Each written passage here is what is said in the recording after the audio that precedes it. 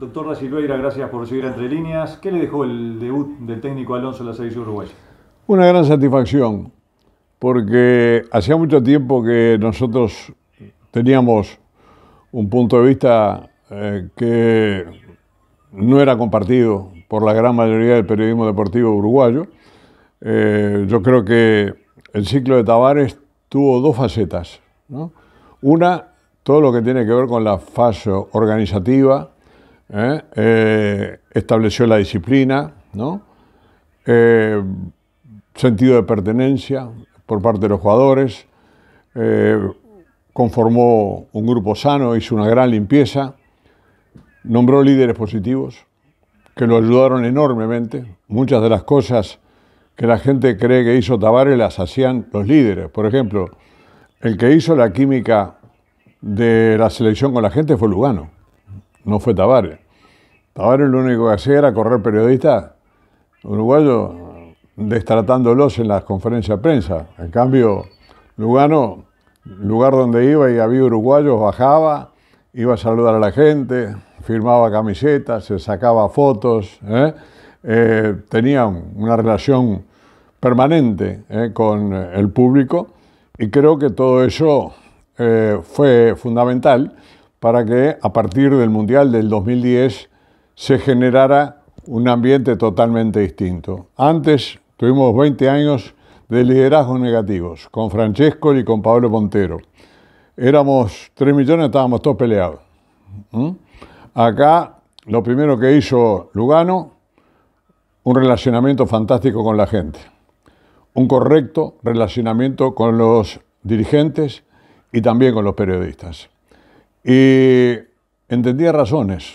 Un día le dijimos que no era posible que los periodistas que viajábamos con la selección tuviéramos el mismo material del que disponían quienes no viajaban con la selección, que de esa manera las empresas no nos iban a mandar más. Total, si era lo mismo, tenías lo mismo.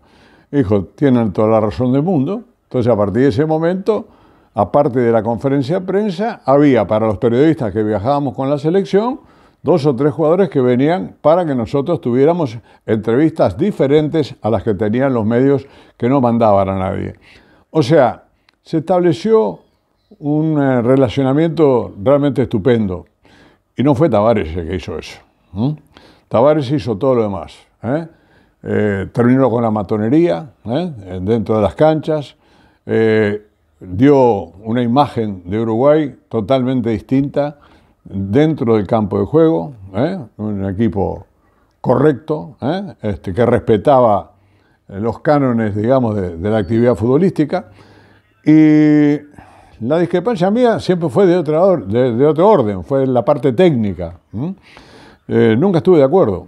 Yo creo que en el único momento en el que Uruguay capitalizó tener 2 fenómenos, como Suárez y Cavani, 2 jugadores que eran la envidia del mundo. Fíjense que a Rusia van con 31 años, siendo los goleadores en los países donde jugaban, ¿no? Exultantes, en forma realmente notable, y no teníamos quien los habilitara. O sea, Uruguay no hizo un desborde en todo el Mundial de Rusia, metió un solo pase en profundidad a un volante, Bentancur, para el segundo gol de Cavani contra Portugal, y tuvo la valentía y la lealtad de Botija de decir que él no lo había visto a Cavani, que él se la pasó a Suárez, que Suárez abrió de pierna, y entonces le prendió a Cavani como venía al segundo palo arriba y metió aquel gol fantástico, ¿no? Y yo soy de los que creo que si Cavani hubiera podido jugar con Francia, aún con lo mal que jugaba Uruguay al fútbol, podíamos haber sido campeones del mundo, que fue la última gran oportunidad que tuvimos de ser campeones del mundo.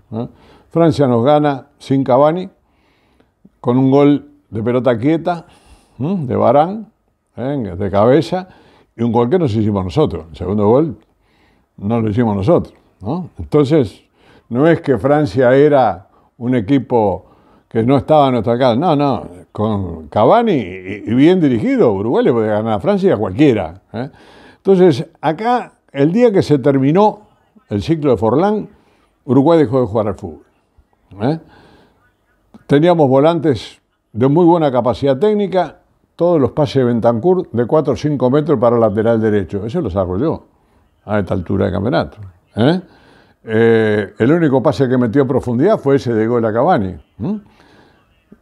Desborde cero en todo el campeonato del mundo. Entonces, ¿de qué nos valía tener a esos dos fenómenos si no teníamos quienes los habilitaran como correspondía?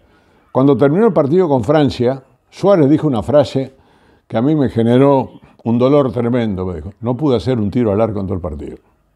¿Qué quiere decir?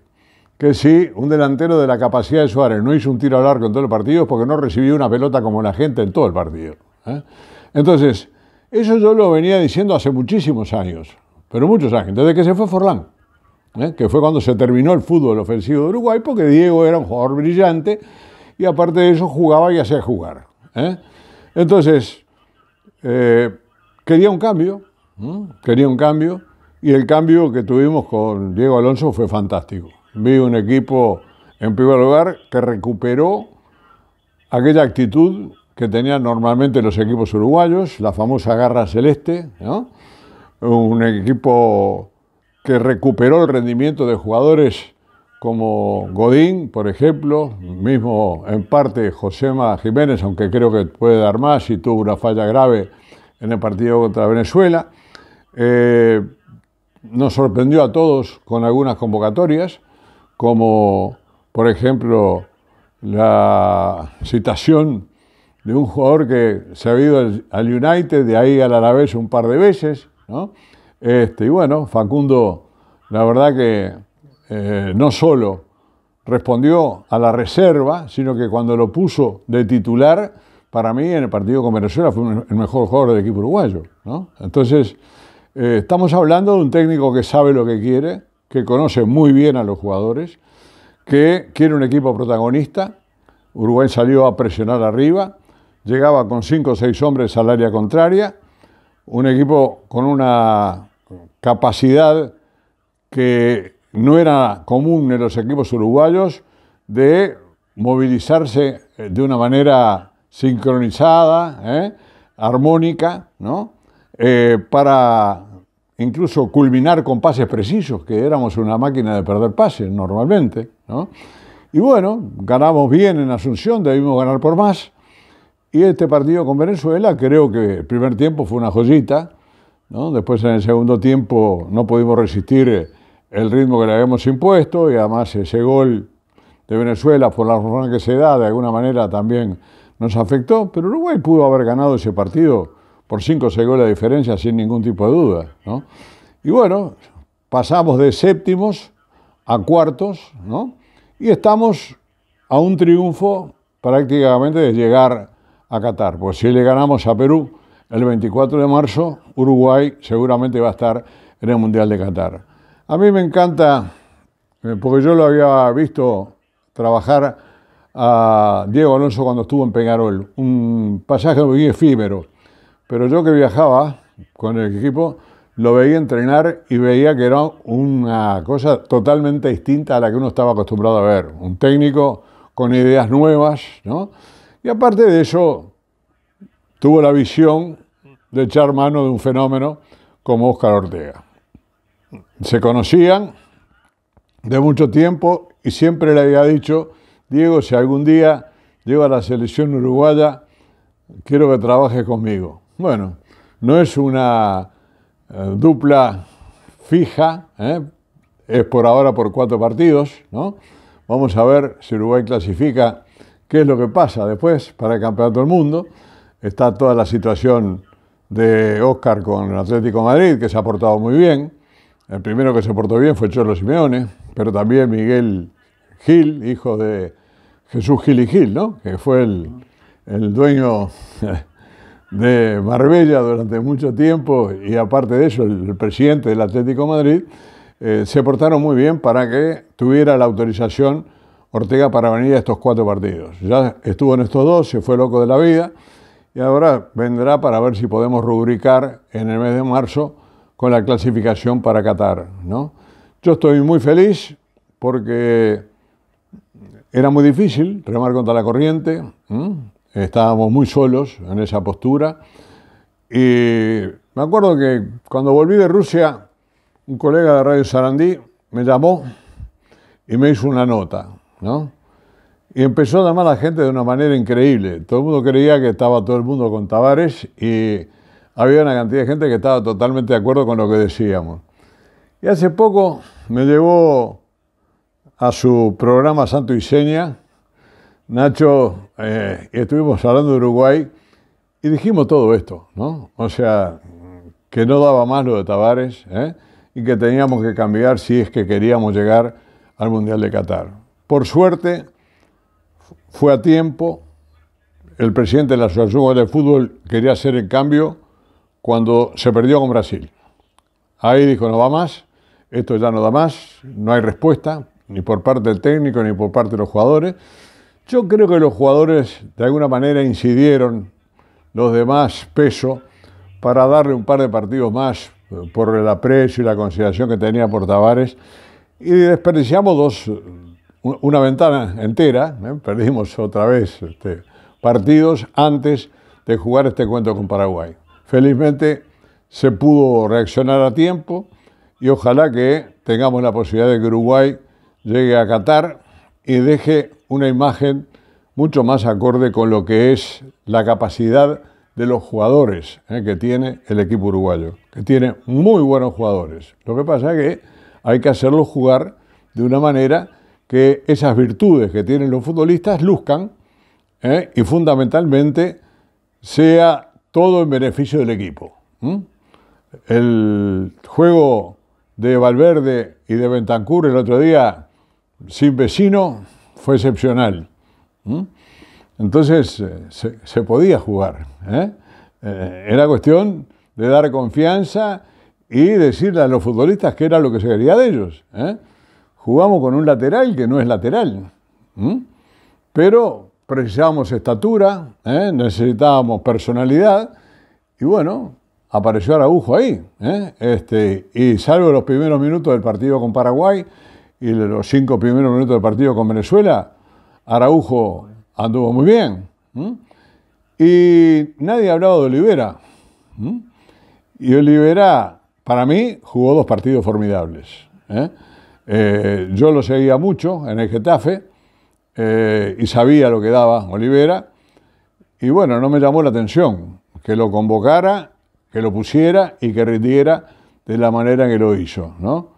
Y creo que el batacazo lo dio con Pelistri, ¿no? Porque ahí era un pueblo entero que estaba en desacuerdo con la inclusión de él en la lista de reserva de los 50. Mucho más el día que, cuando contrajo COVID, Rossi, que era quien iba a jugar de titular, decidió ponerlo a él ya en el partido con Paraguay, que no jugó nada mal, pero el otro día contra Venezuela, para mí, fue el mejor jugador de la cancha. La jugada del segundo gol fue de antología, gestó el penal para el 4º tanto de Uruguay. En fin, estoy muy contento porque siempre amé a la selección de mi país. Yo siempre digo que la celeste debe ser lo más grande que hay. Yo jugaba básquetbol en Sporting y una vuelta Olguín Rodríguez me cita para una selección uruguaya juvenil. Y era la oportunidad que tenía de ponerme la celeste. No la de Zorrilla con la que salí campeón nacional, la celeste de Uruguay. Me tuve que operar, no pude jugar. Y me quedó la frustración, porque dejé muy joven de jugar al básquetbol, de no haberme podido poner la celeste. Yo decía siempre que hubiera cambiado 5 años de mi vida por ponerme la camiseta celeste. Tuve la suerte de que mi hija mayor, Florencia, sacó una medalla sudamericana con la celeste, y que de esa manera me generó una enorme satisfacción. Yo me vine de La Paz a San Carlos a ver el sudamericano y de ahí me fui enseguida para Malasia al Mundial del 97, ¿no? Y me fui desde San Carlos hasta el aeropuerto Carrasco llorando de la emoción porque mi hija se había puesto la celeste y había sacado una medalla con Uruguay. Entonces, ¿cómo no voy a querer a la celeste? ¿Cómo no voy a desear lo mejor para mi selección? Simplemente hubo gente que entendía que uno estaba jugando otro papel. No. Yo no dependo de nadie. Yo soy más libre que los pájaros, ¿eh?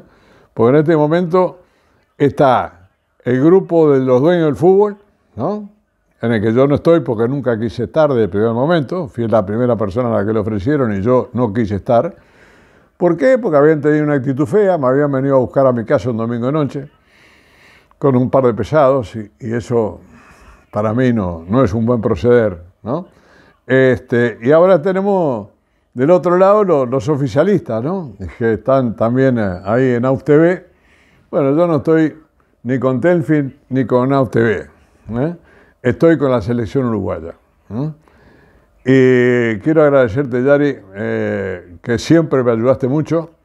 No me olvido nunca que cuando hicimos la presentación del libro, la mejor presentación se hizo acá en Rocha y la organizaste tú.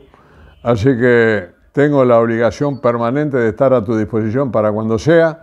Estuvimos en el Mundial de Rusia y te quiero ver en Qatar, ¿eh? Qué fe me tengo, ¿viste? Doctor, muchas gracias por la nota entre líneas. Un gran abrazo.